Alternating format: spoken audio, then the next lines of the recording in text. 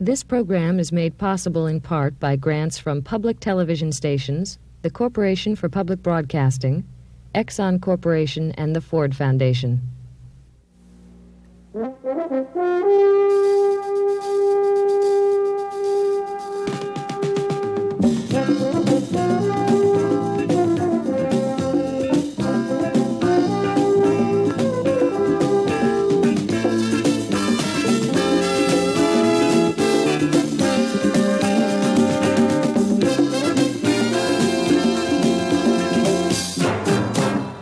Good evening.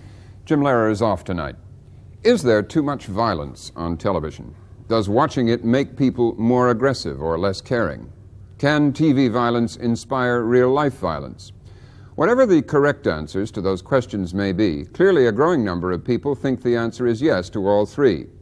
Jimmy Carter said in a recent interview that as president he wouldn't hesitate to speak out to deplore the excessive violence, as he called it, in programming. Tonight, we examine how the growing public concern makes itself felt in the television world. One group trying to arouse public concern about what's seen on television is the National Citizens Committee for Broadcasting. Its chairman is Nicholas Johnson, a former member of the Federal Communications Commission, and he's with us in Washington.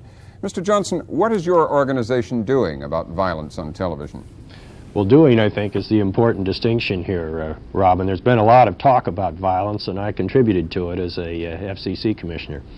What we are doing is watching television and monitoring it, and also noting which advertisers are most associated with that violent programming, and then merely publishing that fact. And reporting that I can tell you on our last report, for example, that the five, say, who were most associated with violent programming were Tegrin Shampoo, Burger King, Clorox, Colgate-Palmolive, Gillette Hair Products. Now, the mere publication of that does tend to have an impact on what programs they want to sponsor, how potential consumers respond to that, what advertising agencies do. And that is beginning to have an impact, and I think we may see more improvement in this situation in the next 18 months than we've seen in the last 18 years. Yeah, who do you think is ultimately responsible, Mr. Johnson, for the amount of violence on television? Well, it's obviously the advertisers and the network executives. They're the ones who use this medium, which is, as you know, on the commercial side at least, an advertising medium. It's a way of selling the audience to the advertiser. It almost has nothing to do with programming. Programming, particularly violent programming, is a cheap trick, a gimmick, a way of getting the audience to watch the commercials. So that's where the pressure has to be applied, and that's where we're trying to apply it in a way that I think is well within the First Amendment. Does not involve government action or sanctions of any kind. We joined with the Writers Guild in opposing the Family Viewing Hour and recently won that lawsuit, as you may know, on the West Coast. This is strictly a citizens do-it-yourself project, and the kind of public outrage that those interviews reflected is what we get in our mail and from our members of the National Citizens Committee for Broadcasting as well. Yeah. I see. Well, thank you. We'll come back. And go back to you for a moment, Mr. Johnson in Washington. Among the 10 top shows this year, top-rated shows on commercial network television, there are apparently fewer violent shows than there were last year. Last year, the shows in the top 10 that were considered quite violent were Beretta, Starsky and Hutch, Policewoman, The $6 Million Man, and Kojak. With apologies to Mr. McAdams, Kojak doesn't appear in that top 10 at the moment, and only Beretta of those does. Doesn't that suggest to you maybe the networks have got the message already, and that your campaign is following in that wake? Well, I think the people are giving them the message. The shows canceled. We also rate the shows, the 10 most violent, the 10 least violent. Of the 10 least violent shows in our last rating, all of those continue in the schedule. Of the 10 most violent, 4 of them have been canceled. Kojak, according to our ranking, is 25 out of 63. And since I'm the only person here speaking for public interest groups, I should follow up, if I may, with Mr. McAdams with a question, because the American Medical Association now is very concerned about violence on television as a health problem. National PTA is involved. We'll be conducting monitoring around the United States. We've been working with them as a consultant. Action for Children's Television, other groups would love to put some questions to you, Mr. McAdams. I bring back this clipping from the Miami Herald. A recent report by Detective Ed Hennick of the Miami Police Department, who apprehended a 17-year-old Miami youth who had raped a 7-year-old, assaulted a second, and would have gone after a third, but for the fact that she escaped. He happened to remember that this incident had occurred the evening before on an episode of Kojak.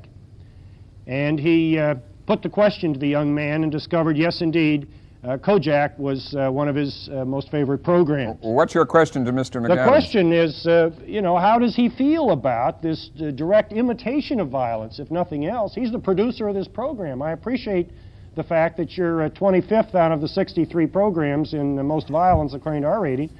But how do you feel about a fact like here's some kids now have been injured? How do you feel? Well, I think there has been a lot of talk about instructive violence in the last few years, and I do think there is a danger. I wish I knew what episode you were talking about, but there have been a lot of incidents cited where actual crimes have resulted and they were purported to be related to something the person had been exposed to on television. I think that's a question of,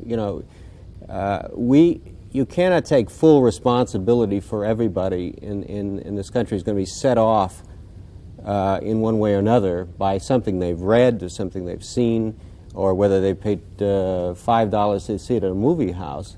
But I do think, going back to the fact that the producer has a responsibility, that if you do a show that contains violence, it has to be put in some perspective. It has to be dealt with.